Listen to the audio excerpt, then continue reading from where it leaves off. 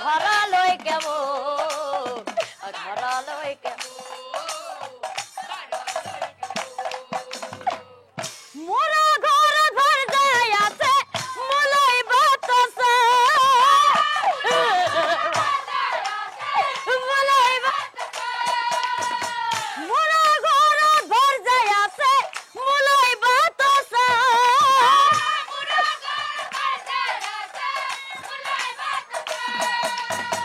তাইৰ কাষত যাওঁ দাদা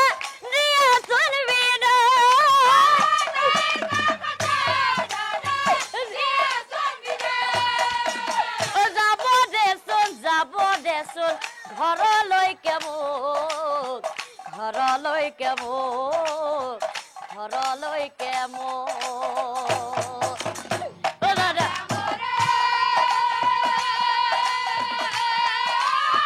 যাব দেচোন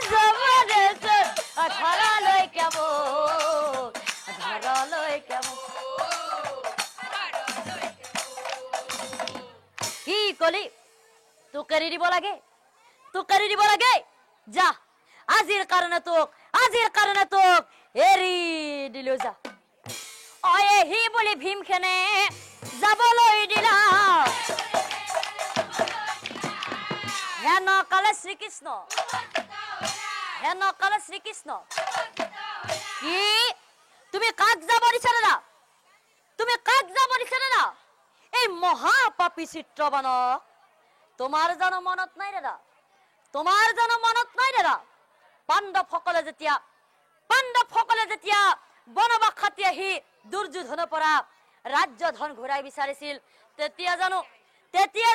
এই চিত্ৰবানে দুৰ্যোধনৰ পক্ষ লোৱা নাছিল কিয় পাহৰি গলা দ্ৰৌপদীক চুলিত ধৰি আনি ৰাজসভাৰ মাজত বস্ত্ৰহৰণ কৰোতে এই চিত্ৰবানে জানো হাঁহি চাপৰি বজোৱা নাছিল কিয় পাহৰি গলা এইবোৰ কথা ভীমখেনৰ মনত পৰিলা মাৰ গদাৰে চিত্ৰবানক কেকাই চিত্ৰবানে ভাৰ্যালৈ মনত কৰি কান্দিবলৈ ধৰিলে আজি কি আমাৰ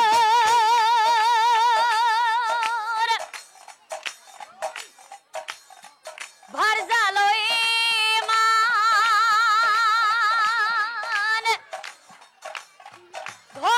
ঘনাই মনত পৰে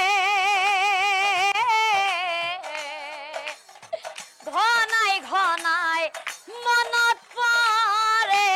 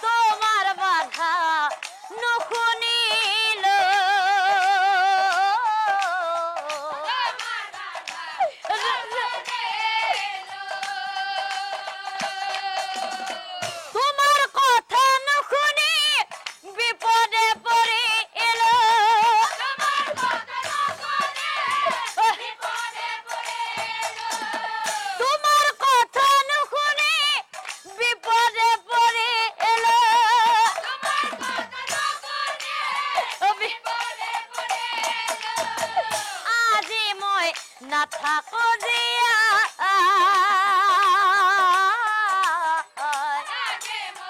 নাথাকো জিয়া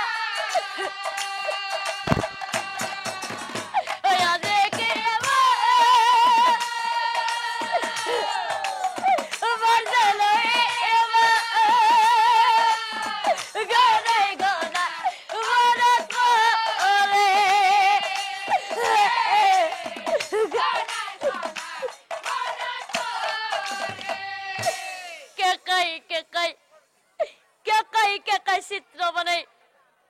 নিজৰ ফালে চাই কৈছিল হে প্ৰভু কৃষ্ণ তোমাক চিনি পোৱাত মোৰ বহুত পলম হল আচলতে তুমি গোৱাল পুত্ৰ নহয় তুমি দয়াময় প্ৰভু তুমি দয়াৰে সাগৰ প্ৰভু তুমি করুণার সাগর প্রভু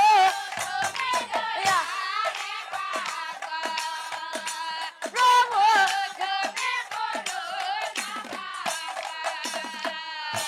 ওই আজি হে জানিল তুমি জগতই সরা গোয়াল পুত্র নহয় তুমি ভগবান তুমি ভগবান তুমি যদি ইচ্ছা করো জীয়াইব পাৰা চৰণে ধৰিছো প্ৰভু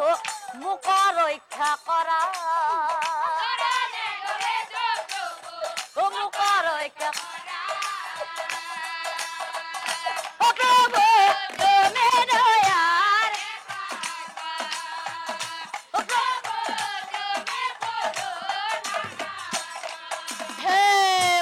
কৃষ্ণ মই আজি বুজি পালো তুমি মোক জীয়াই থাকিবলৈ নিদিয়া মৃত্যুৰ আগমুহূৰ্তত তোমাক মই এষাৰ কথাই কৈ থৈ যাওঁ আজিৰ পৰাই মই তোমাক কি বুলি মাতিম দয়াময় ভগৱান নে মধুসূদন বিদায় ওই হি বুলি চিত্ৰবনে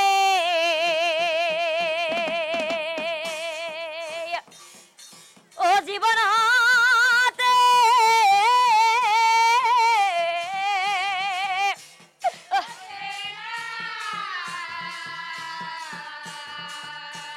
তাক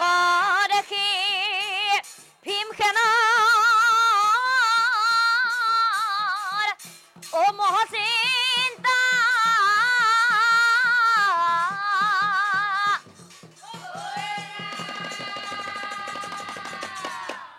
হে কৃষ্ণ চিত্ৰবনে মোৰ চৰণত পৰি বাৰে প্ৰাণ ভিক্ষা খোজাৰ পিছতো তুমি মোক কিয় জীয়াই ৰাখিবলৈ নিদিলা আজি মই মহা ভুল কৰিলো কথা শুনি শ্ৰীকৃষ্ণই হাঁহিব লাগিলা দাদা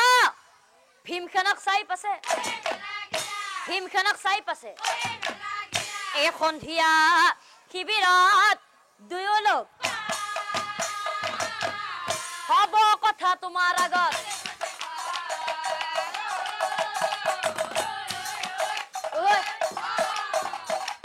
হব কথা তোমাৰ আগত আৰু এতিয়া দাদা এই কৰ্মই হৈছে ধৰ্ম দাদা জ্ঞানী লোকে সেই কাৰণেই দুখ নকৰিবা তুমি যুদ্ধ কৰা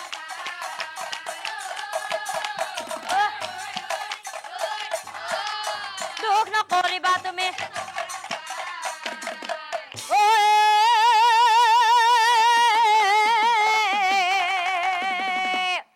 যুদ্ধ শেষে সকলোৱে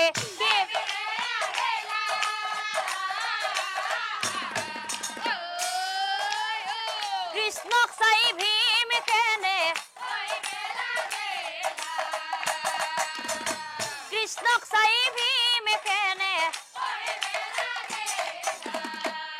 কৃষ্ণই বলে শুনা দাদা আমার বচন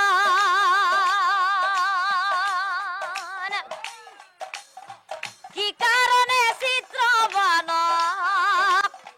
বধিল জীবন এই কথা দাদা তোমাক কহিব বুঝা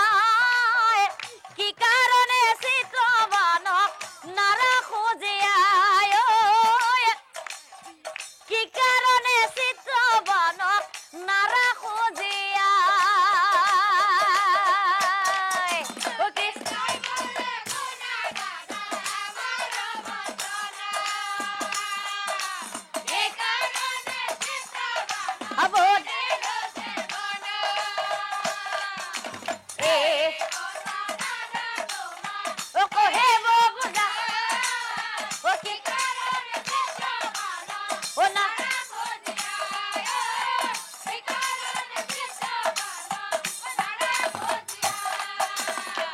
ও না দাদা এই চিত্রবান ও পূর্বর জন্ম চিত্রবান আসিল অন্তরজা অত্যাচার করি পালে হব প্রজা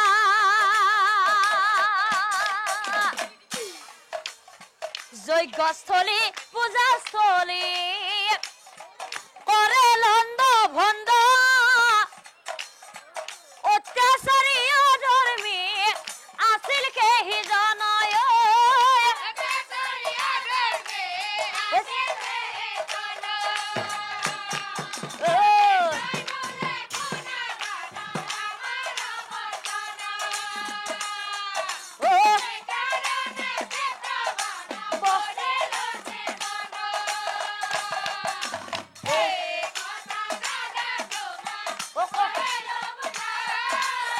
ও কি কার ও না ও কি কার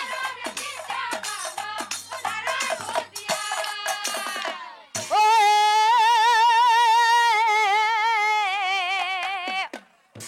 আজি কালি কৰি ৰজাই বৃদ্ধকাল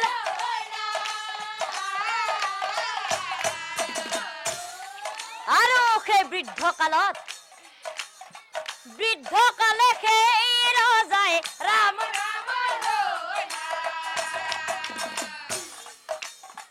বৃদ্ধকালে সেই ৰজাই ৰাম এই সকলো ত্যাগ কৰি লয় ভকতৰ আৰু তাৰ পিছত দিনে ৰাতি হৰি নাম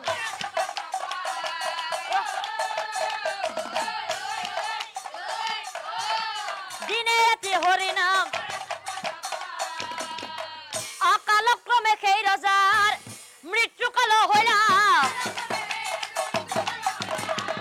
আৰু সেই মৃত্যুকালে সেই ৰজাই ৰামৰ নাম লইলা মৃত্যুকালে সেই ৰজাই ও ৰাম নামৰ ধনীয়ে বৈকুণ্ঠ পাইলা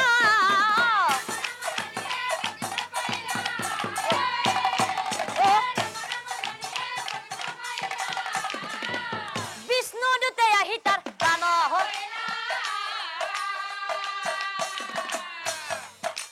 বিষ্ণু দূতে আহি তাৰ